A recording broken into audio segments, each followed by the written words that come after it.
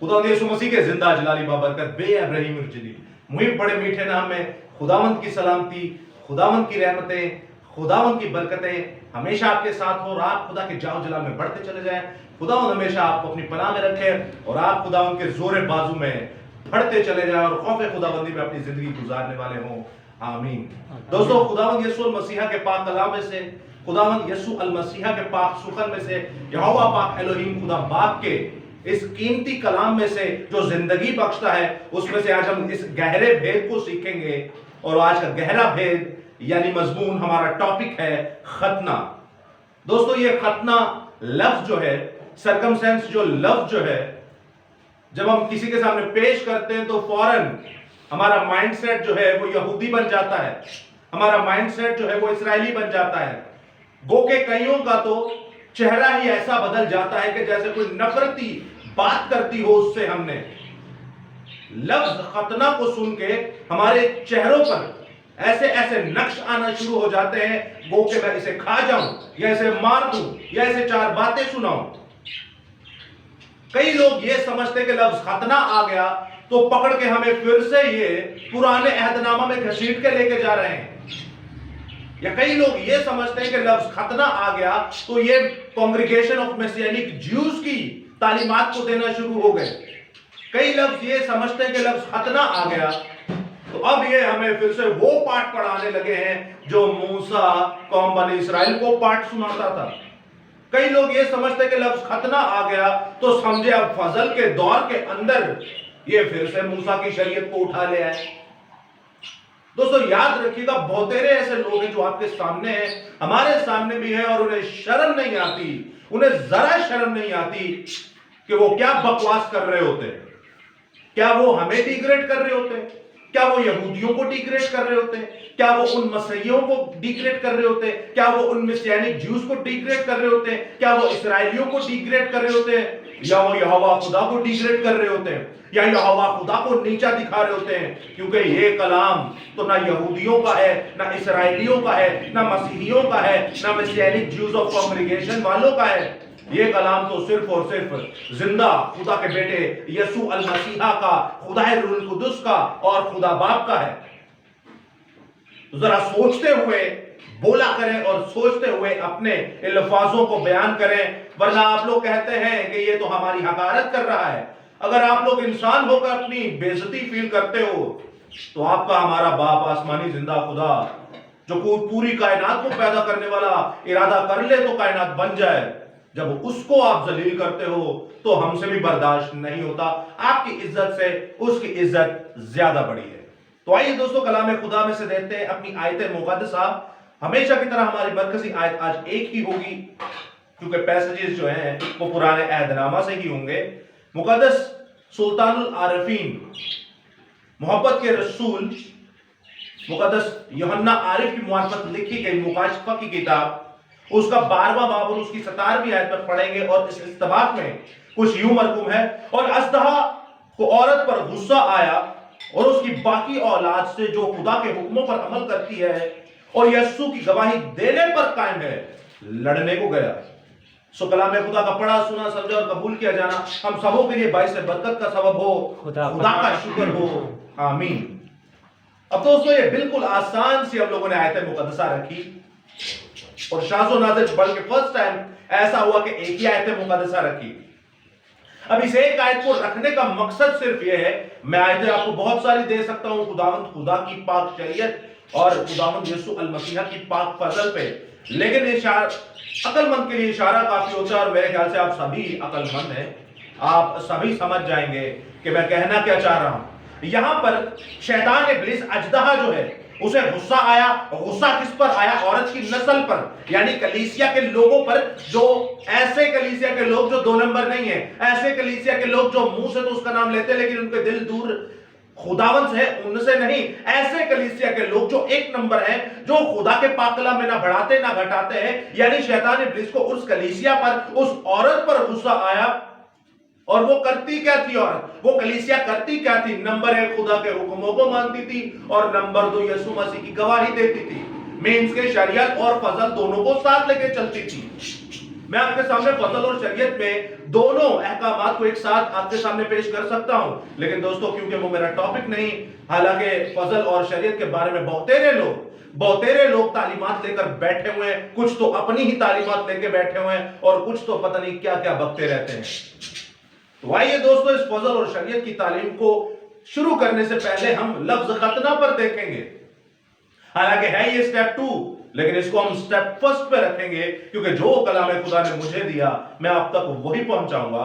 औरत पर गुस्सा आया शैतान इब्लीस को। अब शैतान इब्लीस जंग करने को गया किनके साथ? जो खुदा के हुक्मों को मानते हैं और यीशु की गवाही को देते हैं। यहां पर मेन चीज जो है, यीशु की गवाही तो है ही है, लेकिन खुदा के हुक्म को भी तरजीह दी जा रही है।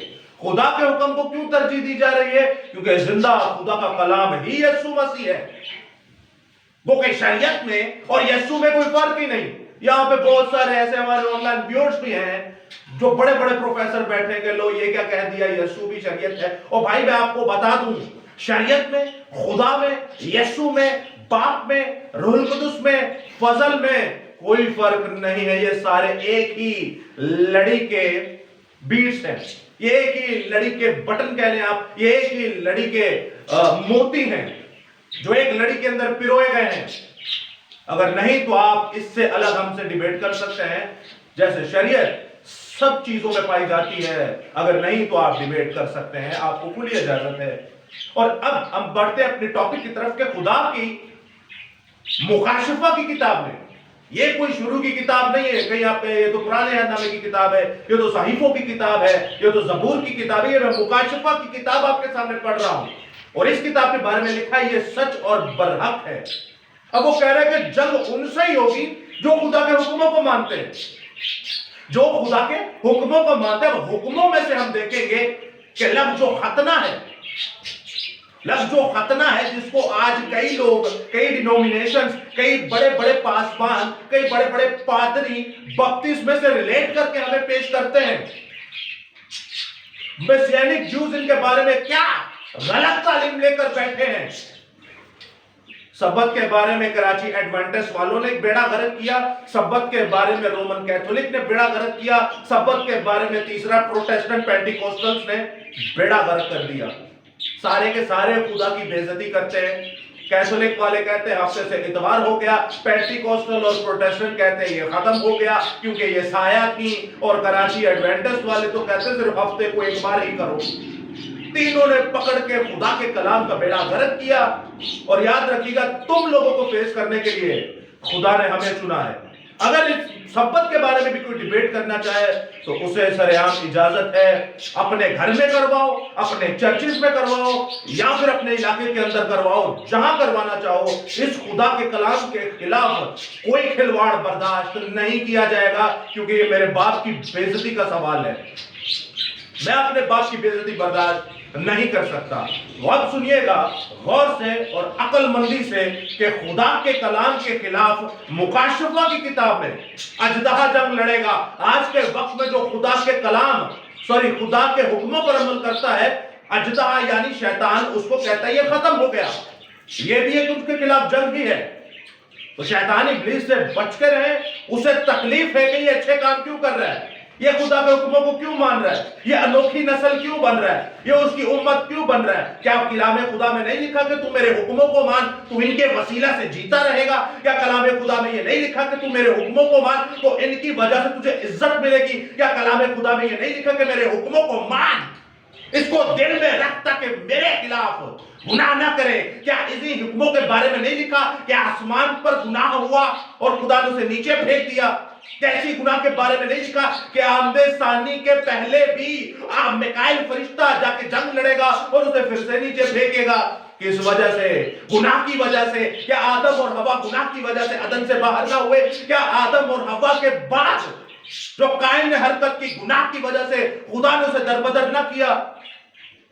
दोस्तों याद रखिएगा, यीशु मसीह की सबसे पहली मती रसूल उसके तीसरे बाब में जो मुनादी करने का पहला लफ्ज या जुमला था वो यही था, तौबा करो ताकि आसमान की बादशाही नजदीक है। तौबा करो कि आसमान की बादशाही नजदीक है। तीसरे बाब के अंदर मुकद्दस यूहन्ना इस्तकबागी और चौथे बाब के अंदर यीशु मसीह भी इसी तालीम को देते हैं कि तौबा करो कि आसमान की बादशाही। तौबा करने किससे है?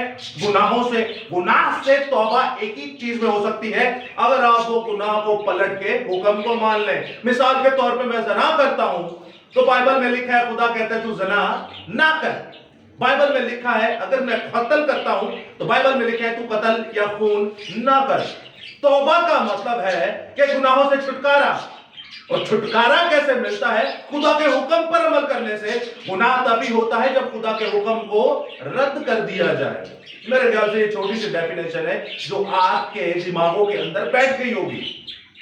अब हम देखते हैं कि लफ्ज खतना जो है, जैसे सब्बत के बारे में इन्होंने बेड़ा गर्क किया हुआ है, उसी तरह कांग्रीगेशन मैसियानिक ज्यूज की एक ऐसा धड़ा निकलकर सामने आया है। आज ही 2 घंटे पहले बात हो रही थी कि अनस भाई आज एक ऐसा धड़ा आ गया है जो कहता है अगर आपका खतना नहीं हुआ तो आपका जनाजा भी नहीं कोई पड़ेगा।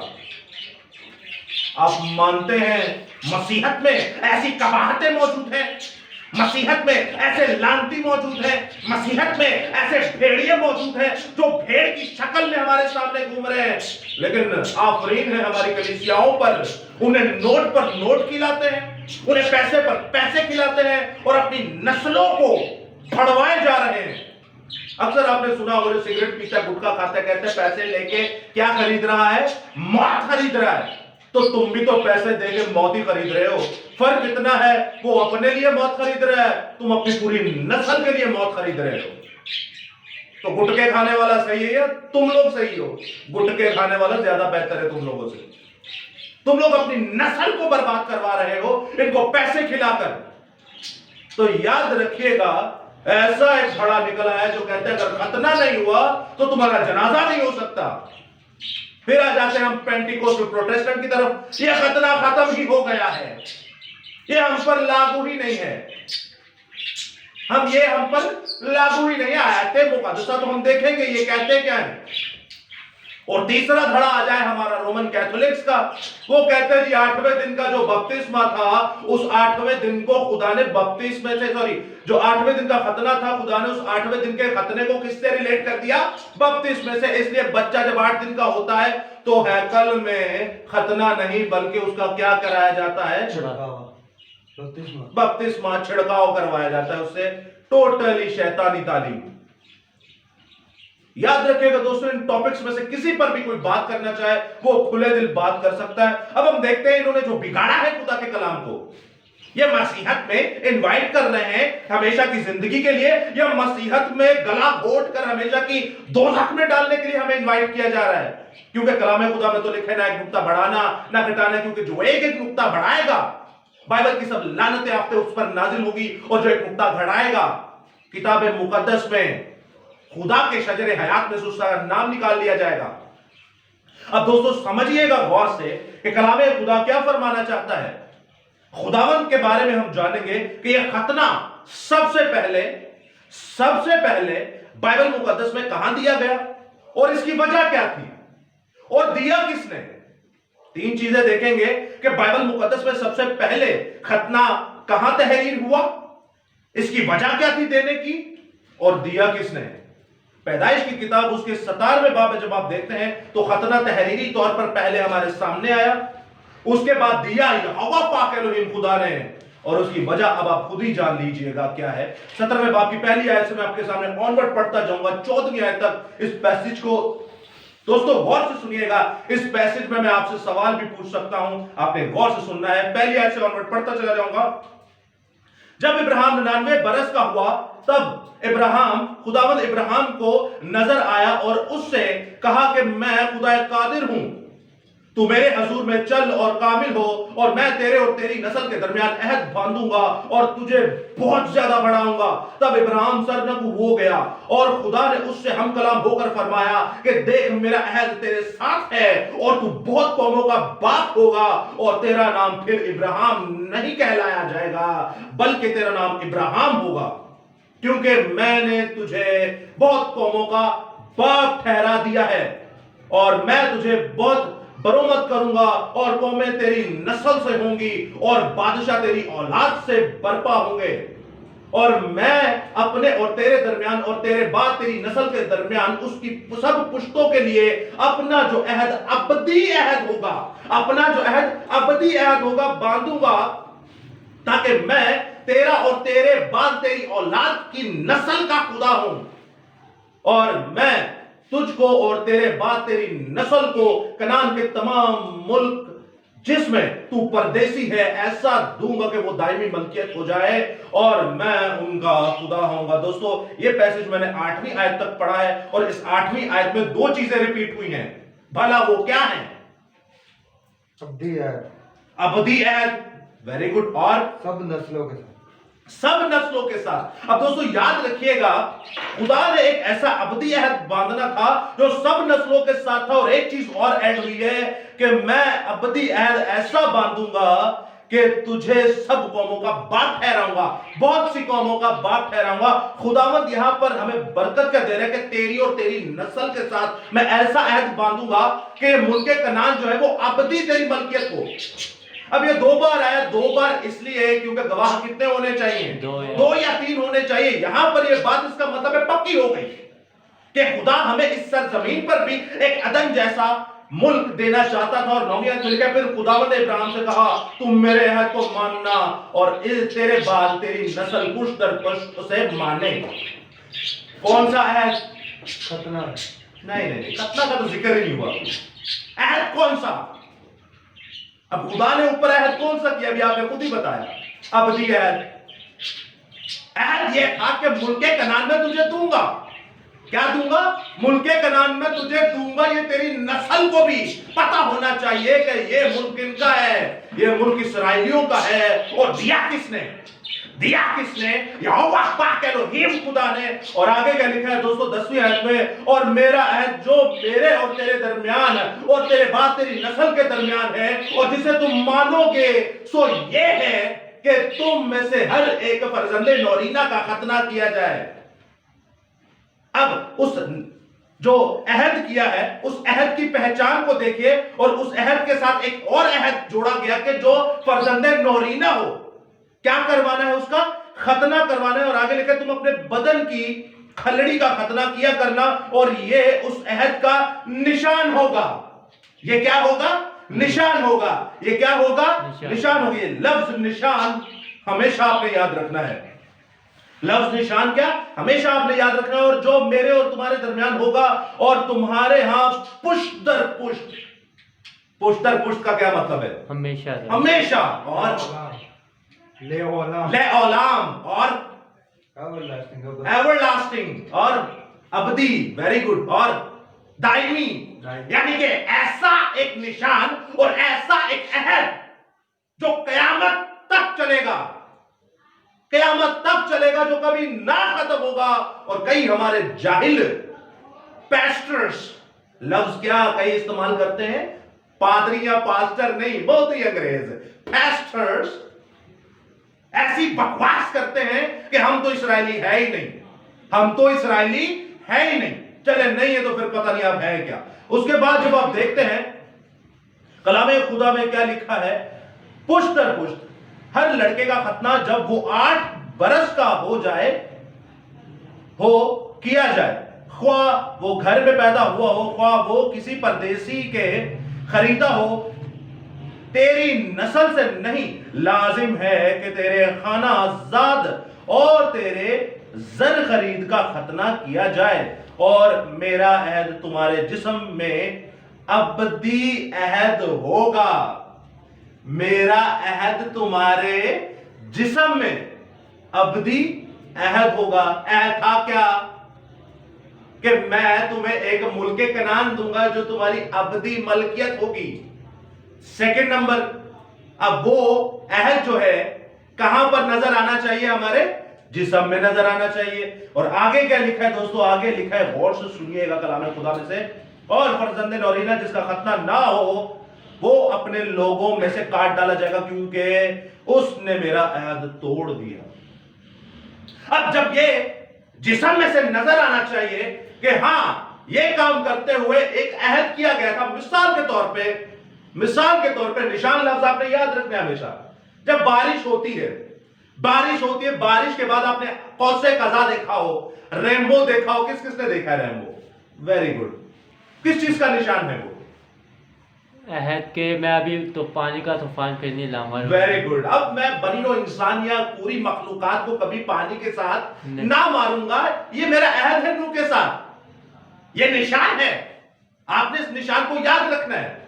ایک اور عہد کیا گیا تھا مثال کے طور پہ یسوع مسیح جب پیالہ اٹھاتے ہیں اور روٹی اٹھاتے ہیں تو وہ کہتے ہیں روٹی اٹھاتے وقت کہ یہ میرا بدن ہے جو تمہارے واسطے دیا جائے گا, توڑا جائے گا. میری یاد میں یہی کیا کرو.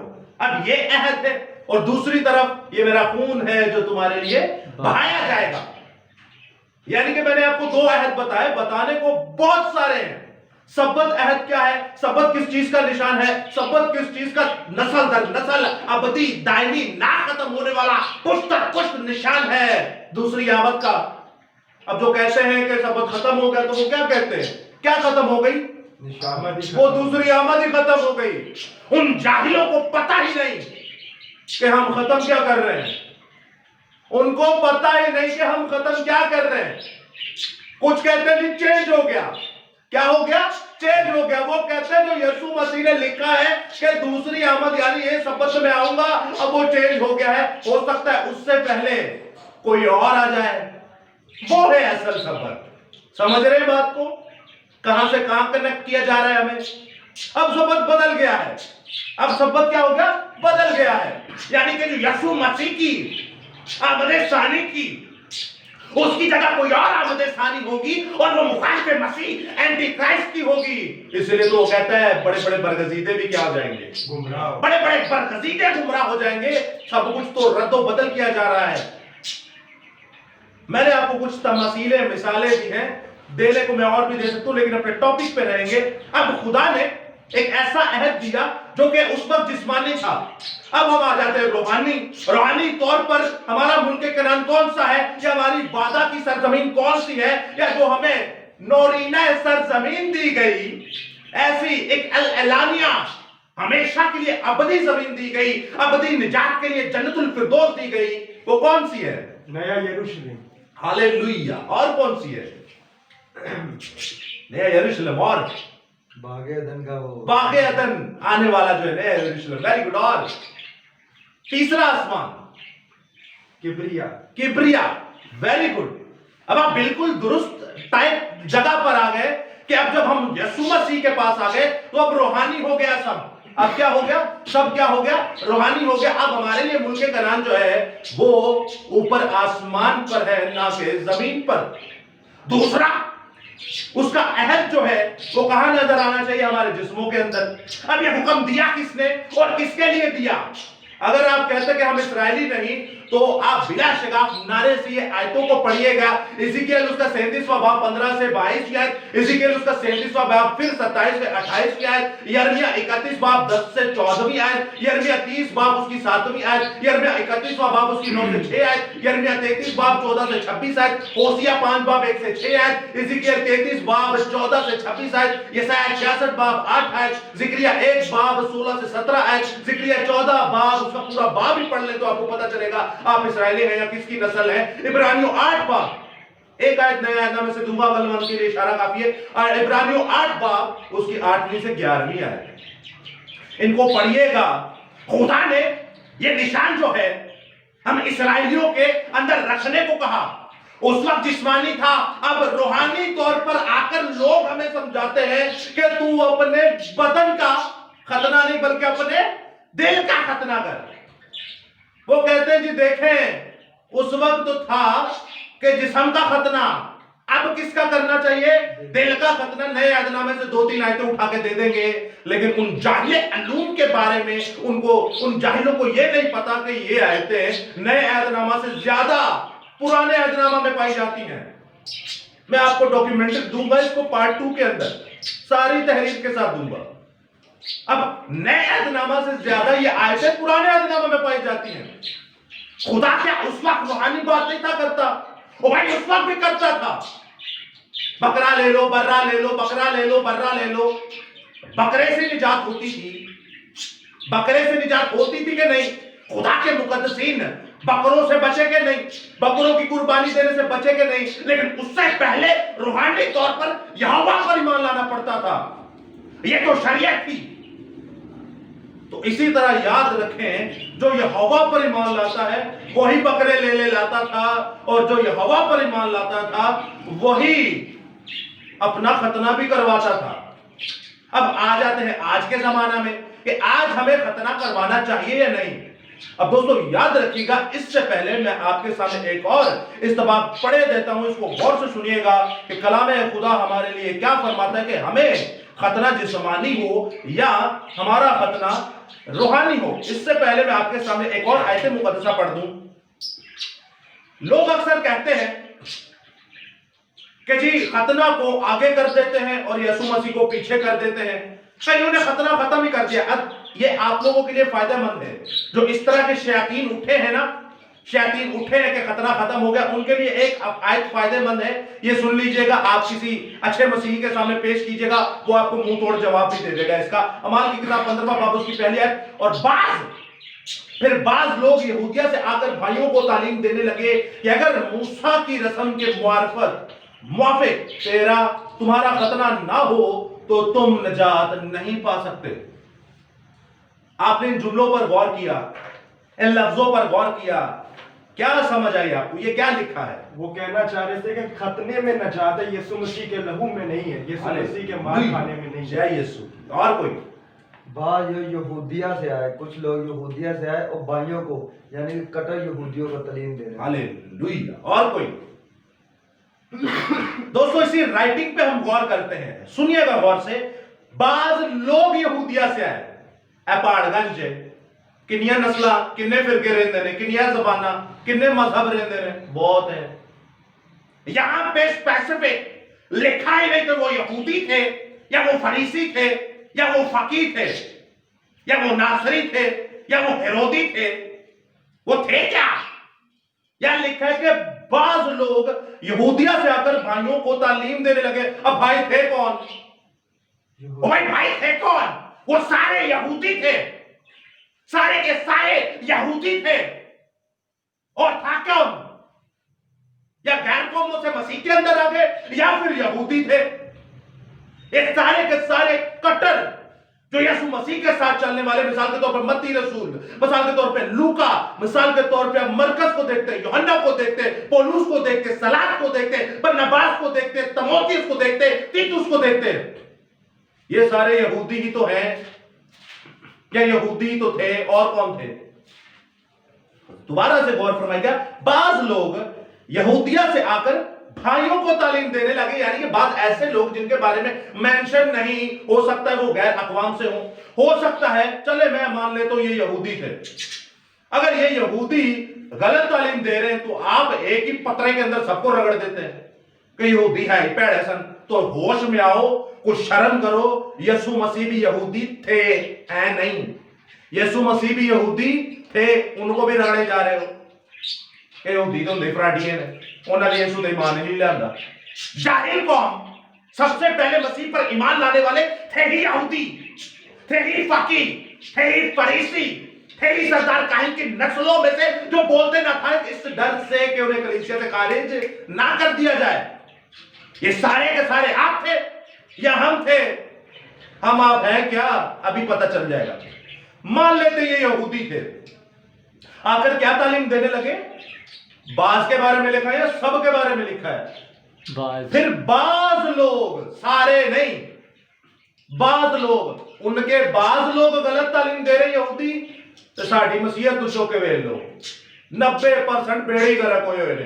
कोई पुरपट ते नचदा पिया है, कोई रोज़नियां चमकांदा पिया है, कोई सलामे मरियम पढ़ी जांदा है, कोई काकियां नु बच्चियां नु बपतिस्मा दई जांदा है, कोई हालेलुया नारे ला के कहंदा है हालेलुया उच्ची बोलो नाल नचन लग जाओ। फिर कोई कहंदा साइड दो वहां इथे नचना है, साइड दो वहां उथे नचना है। फिर और क्या क्या बिदअत है भाई बताइए जरा। हमारे बाप नहीं पढ़ते, कोई हमारे बाप ही नहीं पढ़ते।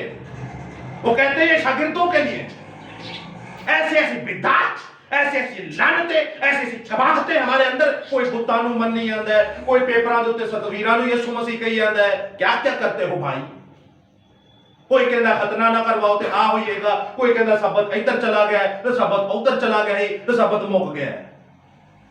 اپنے آپ کو تو دیکھو, یہ تو بعض تھے, تم تو سارے ہی ہو. تو جو اچھے ہیں وہ 10% کا پتہ ہی نہیں ہے کا.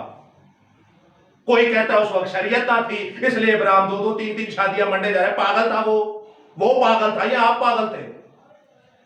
آدم اور ہوا کا نہیں پتا, آدم کے لیے 6 ہوا بنائی تھی. جہالت کا مظاہرہ آپ کے سامنے یہ سارے پادری کرتے ہیں, سارے پاسبند کرتے ہیں. بہت کم لوگ ہیں جو آپ کو عقائد بتائیں گے کلام خدا کی.